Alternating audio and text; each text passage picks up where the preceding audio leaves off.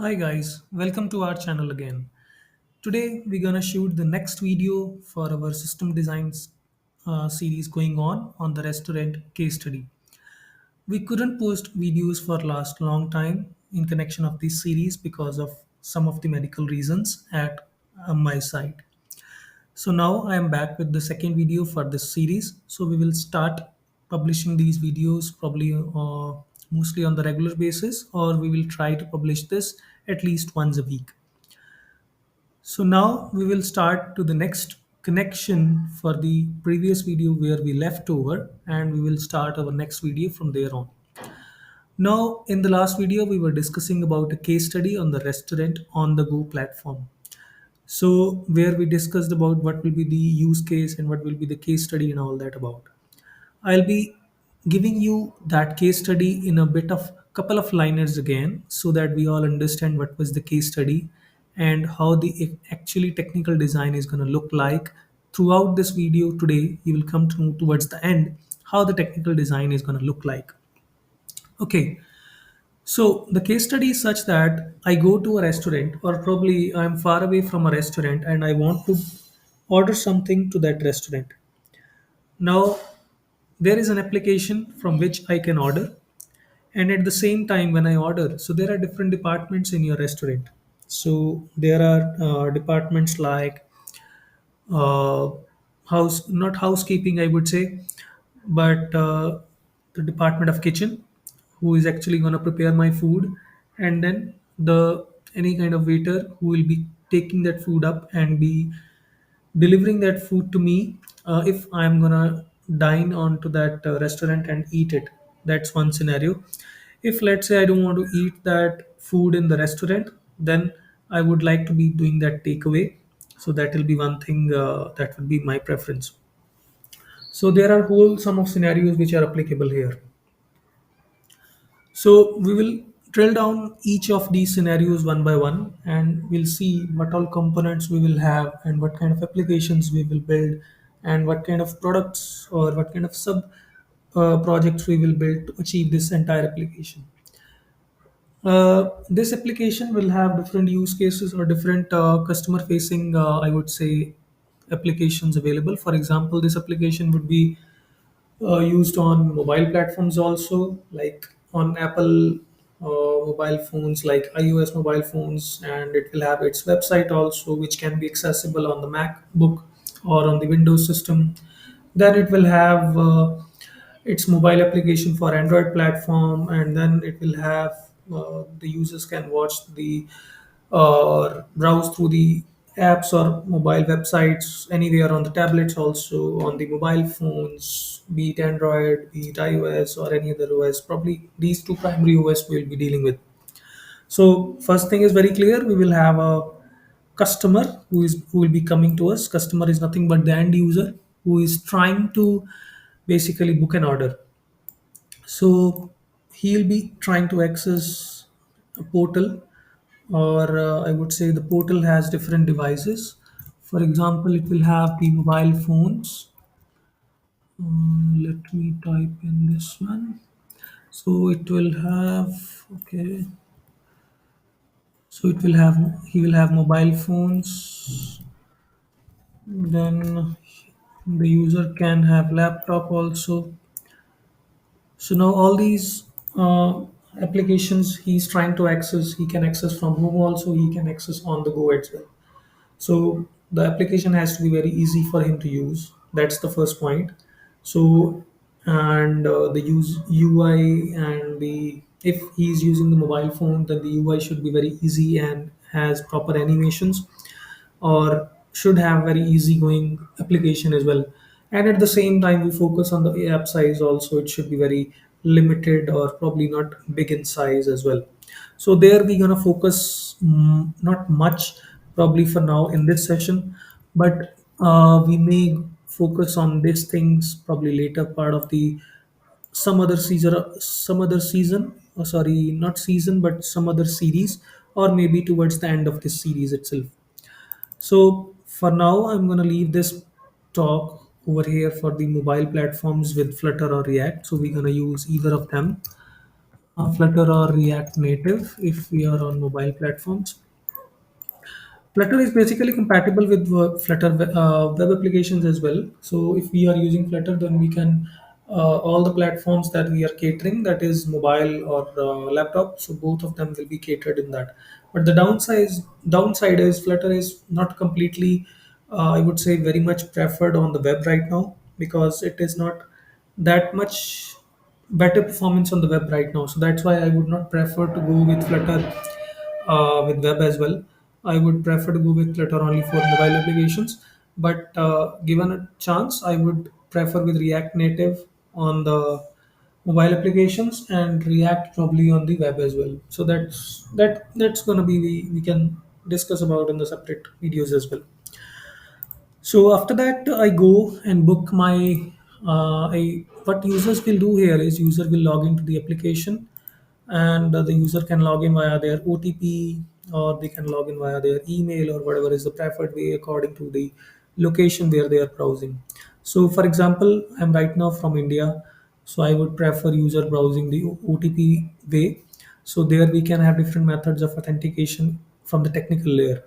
So the user can log in via Firebase login mechanism, or the user can, or sorry, not user, but the backend integration can be done via the Firebase login mechanism, or if we are using probably a framework based language, for example, Java or something like that. So then we would prefer using the some kind of Spring Boot integration with OAuth, with the I would say OTP or any other email authentication provider we want to use. So we can use that also.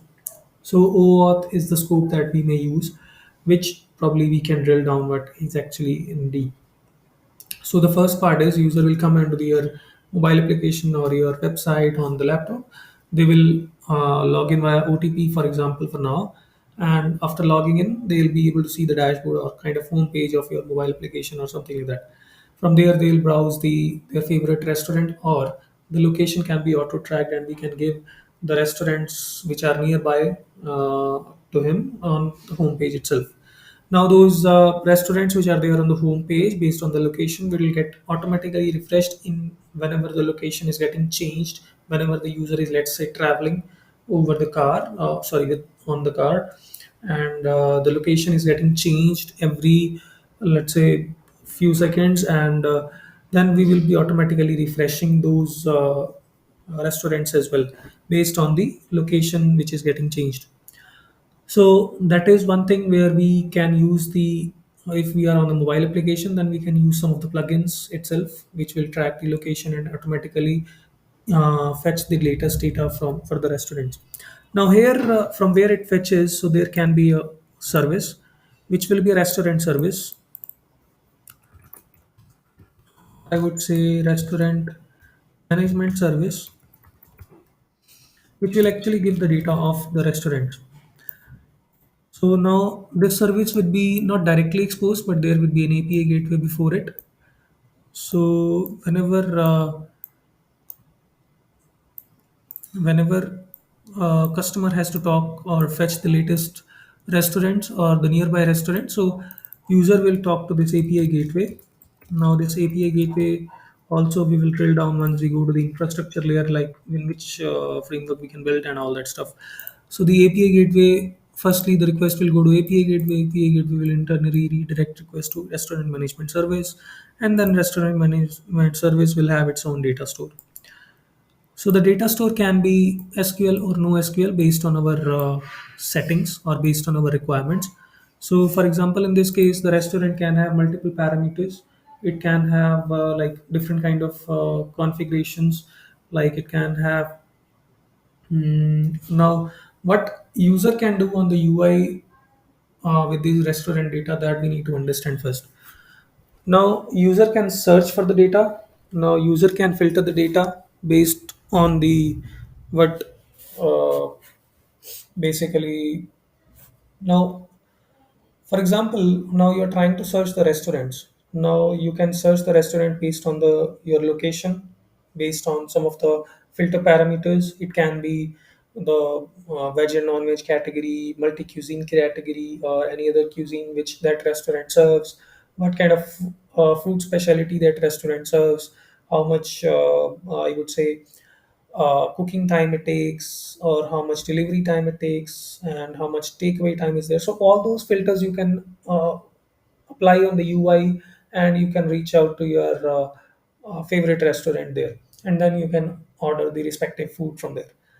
Now, all these things, if you use the traditional data stores here, for example, SQL, or probably I would first stress on SQL. If you try and use SQL here, that may not be possible to do so much of filtering with the help of SQL tables itself, because SQL is a kind of structured information. Now, if you're applying different kind of filters on the UI and then querying it again and again to the SQL, that will be a lot heavy on the SQL as well. If you have enormous amount of data on the SQL database. Today, let's say we have 10 restaurants data. Tomorrow, we may have 10,000 or maybe 1 million restaurants data also in this database.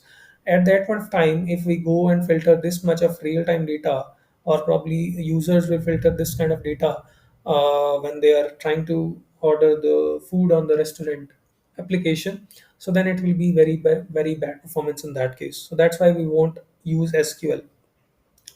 Second point is no SQL. Should we use no SQL here? Yes, we can use it, but should we use it or not?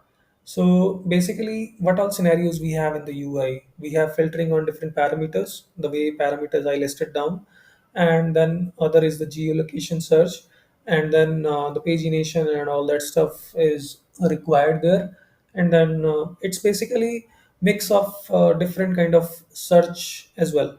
Now, all those things are applicable on the NoSQL databases like MongoDB as well, but it's better to prefer Elasticsearch kind of thing, who is actually responsible for indexing of your different kind of data as well.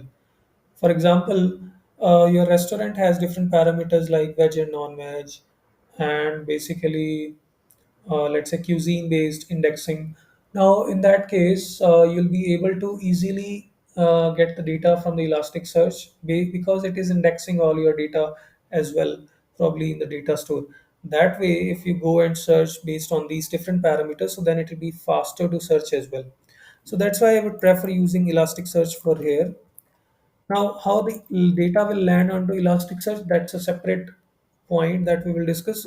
But for now, we will see that it will fetch the data from Elasticsearch and return back to the data to us. Now, after this, the user has searched for the data, and now just to be more clear here, now this solution is not a traditional solution for the food delivery service, which already is there in the market in different countries. This solution is probably one step ahead of those solutions. So you can think of it as a startup product also, which is not there probably right now in deep in the market. But let's say uh, you can order the food as well online. You can order the food from this application while you are visiting outdoor to any hotel, and you are in the room of that hotel, and then there is a scan kind of scan QR code in that room. By scanning that code also, you can order from that app itself, and you can order again and again in the same probably meal ID itself. For example, what happens is in the food delivery applications, you order one food, once it's delivered, probably that's finished. So that's the end flow of that entire journey of a user.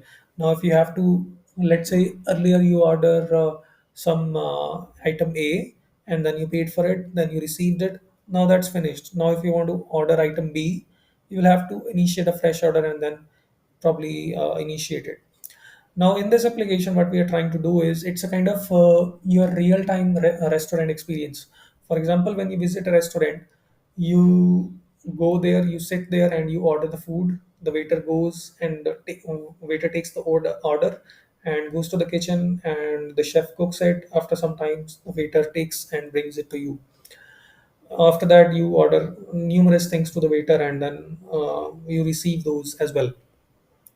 That's what we want to highlight this, or that's why we want to address that experience, so that there is less hassle for the restaurant owners also in terms of managing the resources. For example, when you place an order, the order will automatically go to the kitchen, order will automatically go to the admin that this order has been created in your system. Order will automatically flow to the respective waiter as well, whosoever is empty.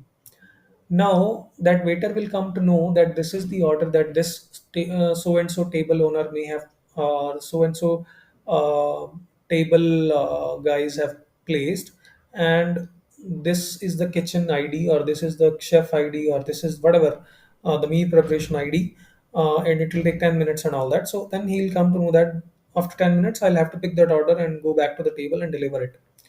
And then if the owner orders again, so then the chef will waiter will receive notification again for that second order under that same meal, that this is the second order from him, and I'll have to go to the kitchen again and take the order back and then deliver it. So this way, your waiters who are probably getting, sometimes what happens in most of the restaurants, there are probably tens or 20 of waiters, but they mostly are sitting idle at most of the time uh, in the day actually. So that's what you can utilize your entire, if you are a restaurant owner, then you can utilize your chefs, you can utilize your waiters, you can utilize your other resources probably very effectively to achieve, and mm you can generate respective revenues from different streams as well, and all that stuff can happen. So that's what this application is going to be about. So that's all for today, but we will continue this session for the next session, and we will see the next part of it when you order this different, uh, when you order a new food in the same meal ID. So what will be the trigger point and how all that stuff, or how the ordering part will work and all that stuff, how it will look like. So that's what we will look into the next session and all that in detail. That's all for now. I hope you like the session.